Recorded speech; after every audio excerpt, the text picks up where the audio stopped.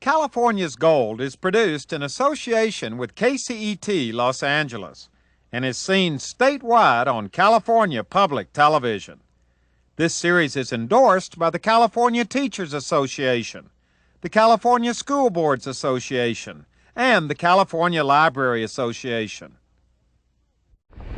Well, hello everybody, I'm Huell, and I'm about as cold as I've ever been in my life. This wind chills you to the bone, but that's okay, because look at this view. We have hiked in about a mile from the main road to get here, and the reason we are here that makes this place so significant is that this place, Cape Mendocino, has the distinction of being the westernmost place, the westernmost geographic point in the entire continental United States.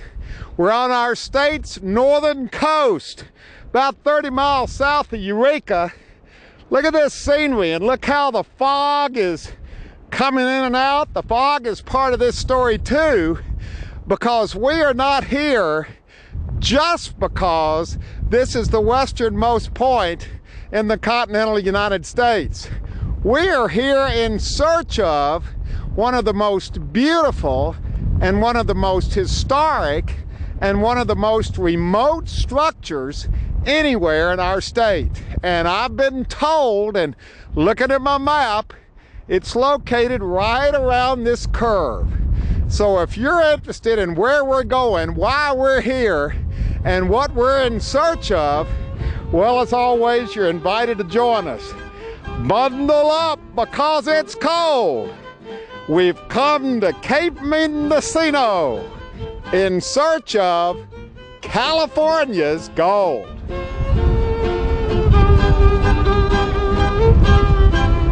Okay, our windy adventure begins. I've hiked around the point here because this is where this structure stands. I've seen all these beautiful pictures of it over the years. This is really something to see, and I think we're just about, well, wait a minute. Where is it? There's nothing here. It's gone.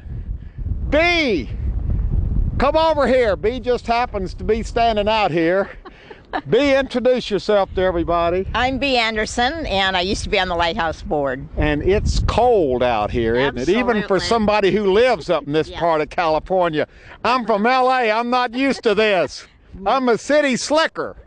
All right, now we haven't revealed yet what it is that I thought was here. What obviously used to be right here. The Cape Mendocino Lighthouse. The Cape Mendocino Lighthouse. And I have seen these beautiful old photographs of it. Yes. Tell us a little bit about the history of the Cape Mendocino Lighthouse. When was it built? Why was it built here? What was it all about?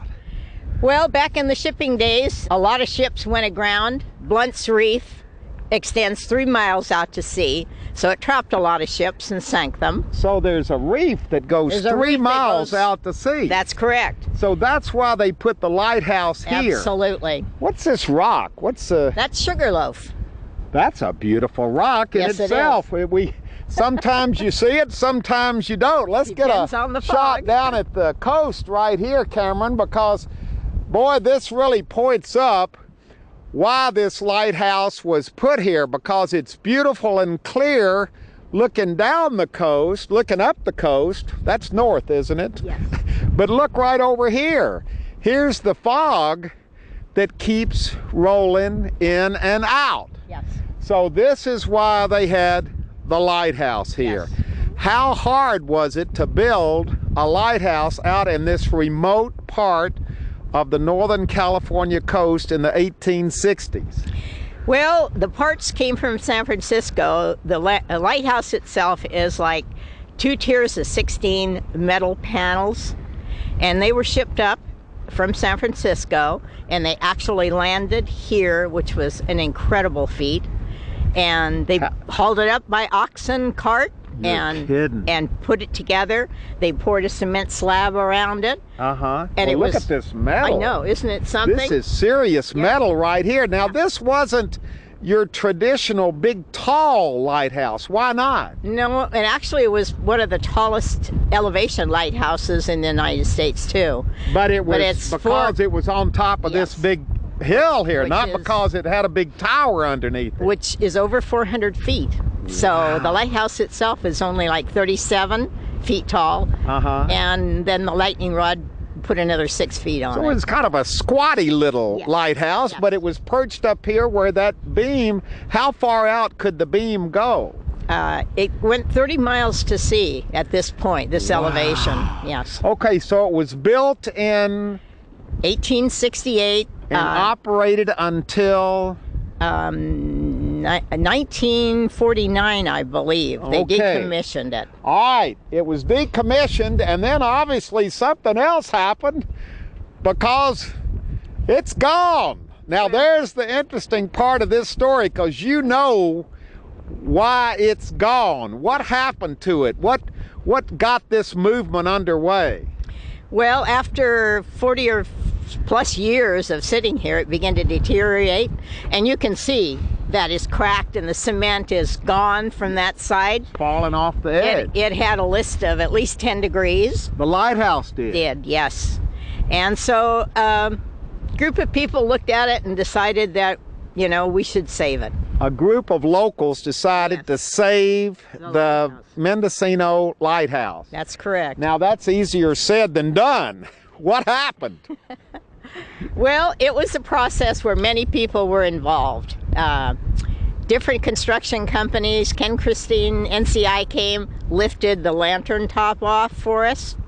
And how did he lift it off? He bought his own crane, operated it for us, all for free. He brought a crane up here. Huge crane, and which lifted had to it be off. a feat in itself, just getting a crane up here. Yes. Yes. So he lifted the top of the lighthouse off with a crane. Set it actually right over there. Then what about all the rest of it?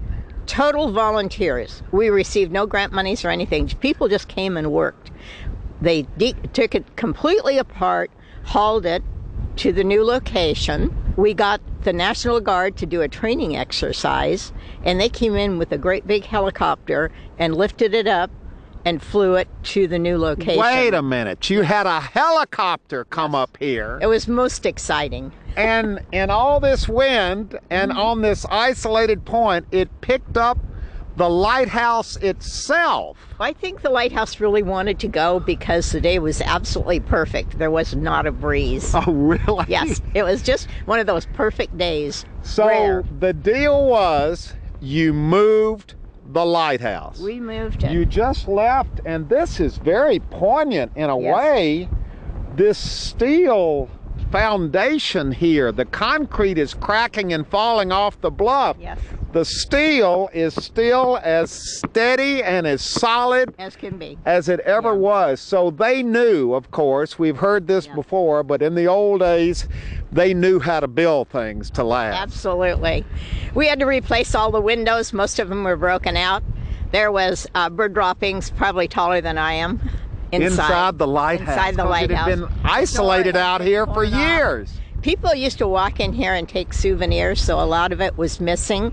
The stairs disappeared to the second floor, but we finally found them. Wow, so you got most of the lighthouse and moved it. And coming back out here with me today, this is kind of reminiscing for you, because how long has it been since you've been out here and seen Sugarloaf and seen where the old lighthouse was? Well, it was reconstructed by year 2000 and dedicated at the new location. And so it's been at least 10 years since you were here. Yes. How does it feel being back in the old place? Well, I see a lot more damage to the land. You used to be able to drive into this point. You can't now. And the cement obviously is falling off. Not too many more years, the lighthouse would have gone over the cliff. Yeah, so you're glad you got it. Yes. All right, of course, this is just the first part of the story, though, because I hiked all the way up here to visit the old lighthouse. The lighthouse is gone. It is. You moved it, And now we're going to leave this beautiful part of California where the lighthouse once stood. And we're going to visit the lighthouse in its new location. And I hope it's not as windy and cold there. Do you think it's going to be beautiful? Yes. Okay, our adventure continues. We are now, well, we've left the site of the old Cape Mendocino Lighthouse. We're now heading south down the coast on this beautiful road that cuts right through the middle of nowhere. There's one ranch over there on the left, but over here on the right, there's nothing but coastline as far down as you can see. We're following B. Wow, look at the beautiful coastline of Northern California. We're kind of in and out of the fog, which adds to the ambiance of what this part of California is all about. Absolutely spectacular. Here comes a car. This is the first one we've seen on this whole trip back here. We are definitely, well, I think they in fact call this part of the California coast the Lost Coast, because there's really not much here. It's just beautiful, wild country. And boy, it is spectacular. We're having a good time just getting to the lighthouse. We're making kind of a little road trip out of this, Bee. Yes, we are. Where are we now? We're in the little town of Petrolia. Petrolia. We have stopped. That's on the way to the lighthouse, right? Absolutely. We've stopped in Petrolia. Actually, I've been to Petrolia before because this is where the first commercial oil well in California was dug, right? Hence the name Petrolia. You're still living on that fame, aren't you? That's right. That's the biggest thing to happen here in a long time. Yeah. You live here, you run, we're in downtown Petrolia. Yes. You run the general store. Your name is? Denise. Is this a good place to live? It's a great place to live. You've lived here how many years? 30 years. And why did you choose Petrolia? Just love it. The country, the clean air. Not a lot of people coming That's through here right. bothering people. That's right. I promise we're going to keep on moving. Okay. So you can get your supplies here. Right over here is the Petrolia Fire Department. And then we've run into Kalen on his, what do you call that thing, Kalen? ATV. An ATV. This is going to be the high point of our trip to Petrolia. Go for it. You can cut the excitement with a knife. But we got to head on. We're in search of the lighthouse. Oh boy, we got a windy road now. B moves along at a fast pace. We are inland. We have left Petrolia, and we're still heading, well, I'm not sure where we're heading, but we're going through some absolutely beautiful countryside on a very windy road. She is moving. She knows these back roads. She's a local. We're just trying to keep up. Now there's a postcard picture for you right there. We got the dogs out here to greet us. We have left Petrolia about 30 minutes ago, and now we're in Honeydew. Honeydew, California. Downtown Honeydew, California. Only town. This is it.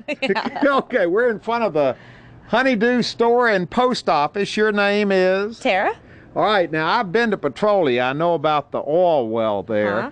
How did Honeydew? Do you all grow melons here? What's the deal on the name Honeydew? We grow everything. We actually, our watermelons, our cantaloupe, it all grows great. I have not one honeydew melon in my garden. Well, how did the town get the name Honeydew?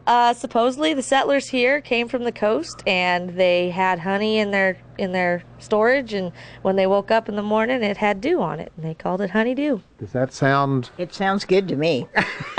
It sounds great to me. We're on our way to the Cape Mendocino Lighthouse. Bee is taking us there. And we're going through a lot of interesting little places that I've never been to before. Do many people stop by like we did today and not know for sure where they are or what's going on here? Everybody stops here. Yeah, we have tourists, locals. Half our entertainment is just wanting to know what's next. Watching us, people like us come by and ask great. the same questions. How did the town get the name Honeydew? That's it. Well, your boy's name is? This is Billy. Hi, Billy. Nice to meet you. And the dog's names? This is Jack. Come on, Jack. There he goes.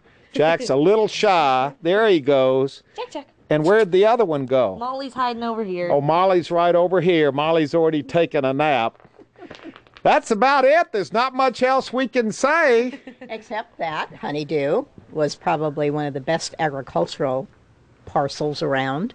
What do you mean? Areas. The first settlers came to Honeydew because they came directly up from the coast and settled here. There's orchards here well over 100 years old. Really? And old. This was basically the first settlement in the southern Humboldt area. See, this is why I'm so glad you're here with us, because we were just having fun stopping in Honeydew, but there's really a rich history here. But did you notice all the apple orchards? And it's just a very rich soil and a wonderful climate. They get the most rainfall in the county, too. We're moving on. Okay. We're leaving the dogs, the kids, the post office, the general store.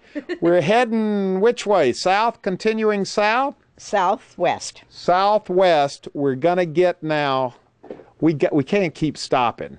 We got to get. This is it. This is the last stop before the lighthouse. No place to stop from here on.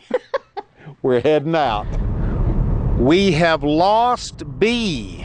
She is up ahead of us. We know she's up there because there's only one road and we're only going in one direction on that one road. Now we're in a heavily wooded area. Lots of twists and turns.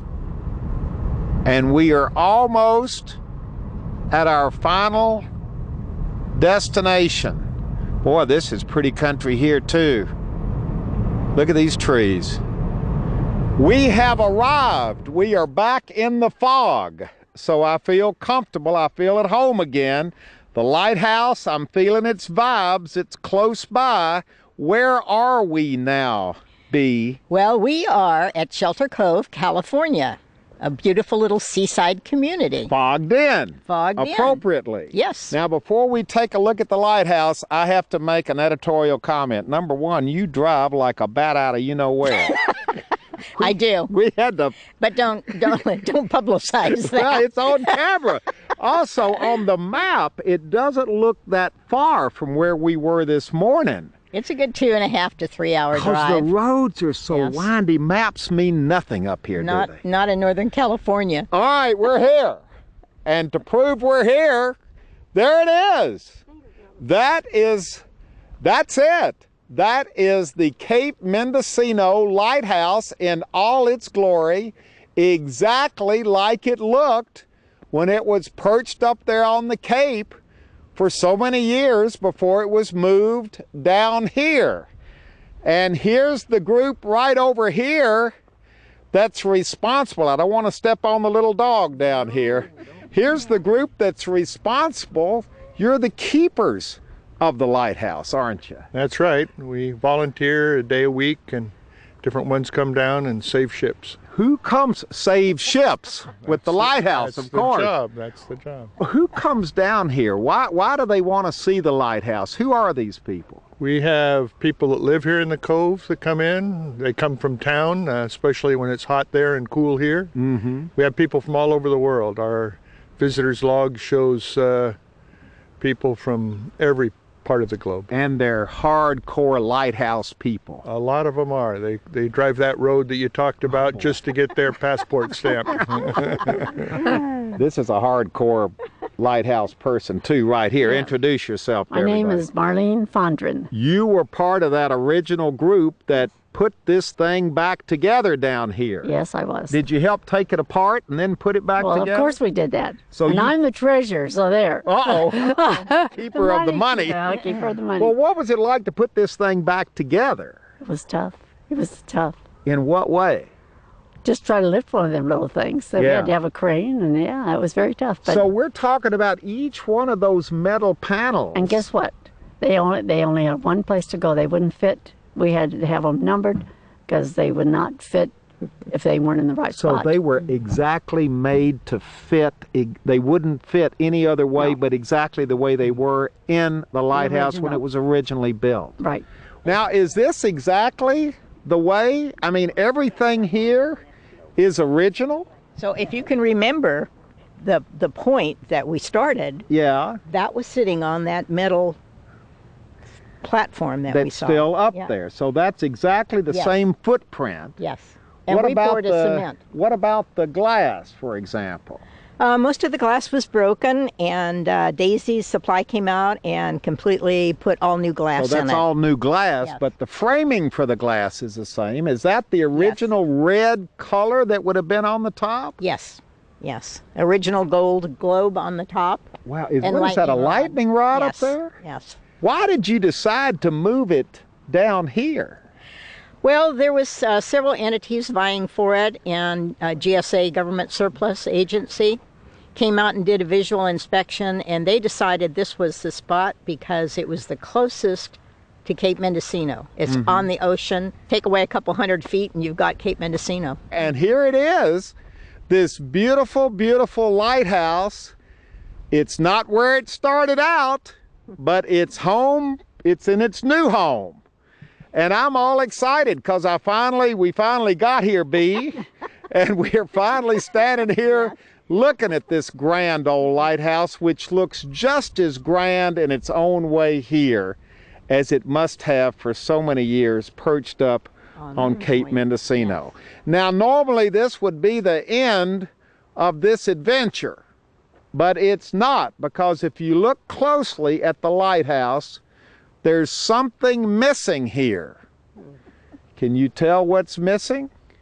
There's an element missing in the old Cape Mendocino Lighthouse, which means we still have one more stop on our Cape Mendocino Lighthouse adventure. We're going in search of what's missing from the old lighthouse. We're at the fair, the Humboldt County Fair here in Ferndale, and why am I not surprised at this last twist in the last chapter of our lighthouse adventure. We're at the fair, not to go to the fair. There it is right over there, but to see this. It looks like it's almost an exact replica of the Cape Mendocino Lighthouse, and look up at the top. That big piece of reflecting glass, that's what was missing down at the lighthouse in Shelter Cove. It's here in Ferndale. And here to tell us why it's here in Ferndale, introduce yourself to everybody. I'd be glad to. I'm Karen Pingator. I'm with the Ferndale Chamber of Commerce. Chamber of Commerce. I'm Jay Parrish, City Manager here in City Ferndale. Manager. Stuart Titus, General Manager, Humboldt County Fair. Who wants to start off and tell us why this is here? Well, it's a long story and it's got a lot of value to it, but it came here in 1948 when the Coast Guard first decommissioned it and its use at the Cape Mendocino Lighthouse. They put in a smaller, more modernized light. Yeah, brought electricity in, brought in a flashing light, and did away with this great old piece of history here. The city of Ferndale and the community of Ferndale was not happy with the idea that the lens would just sit out there unused with no plans for it. So the Chamber of Commerce teamed up with the city of Ferndale and the Humboldt County Fair Association. The Chamber and their volunteers got people together to move it in here piece by piece. The city sort of took title to it while it was on sort of a perpetual loan, and the fairgrounds had the perfect location for it here at the front gate.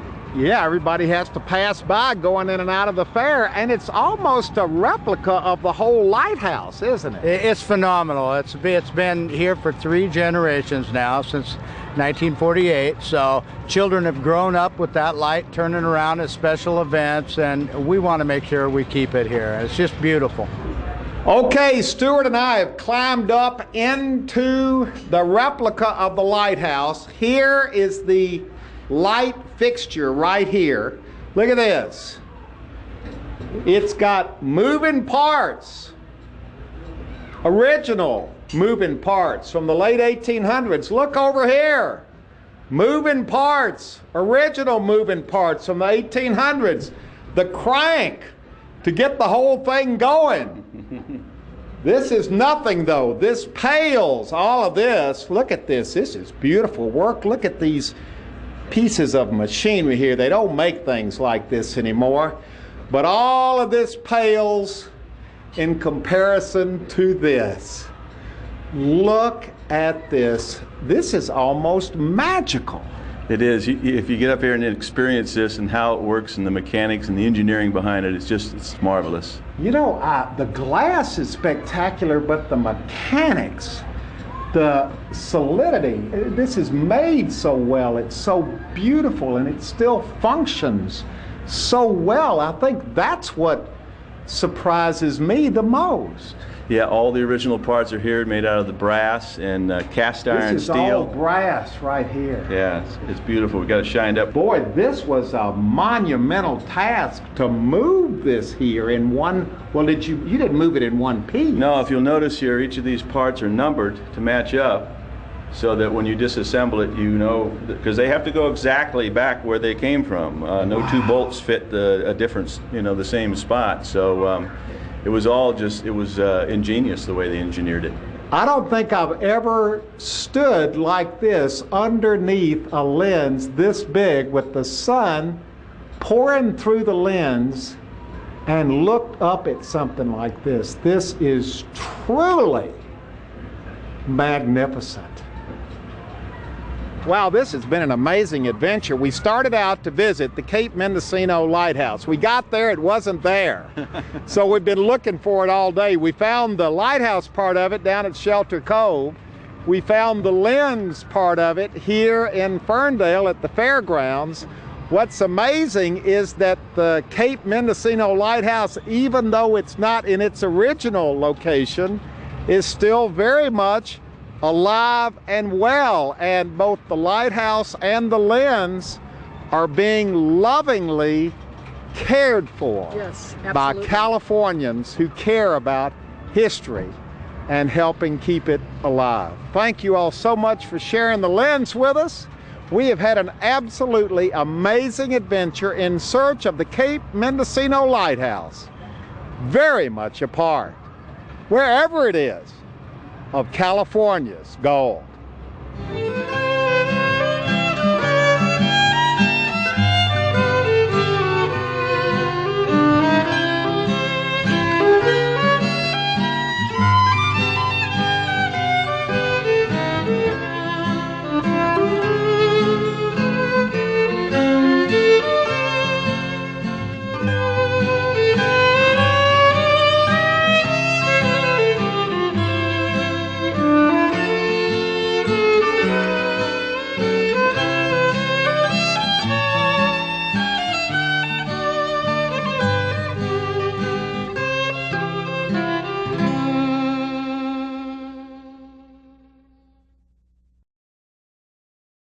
What a great California story. And if you'd like to go on this Cape Mendocino Lighthouse adventure again, or share it with family or friends, well, of course, it's available on DVD. All you have to do is call 1-800-266-5727, and we'll be glad to send it to you right away.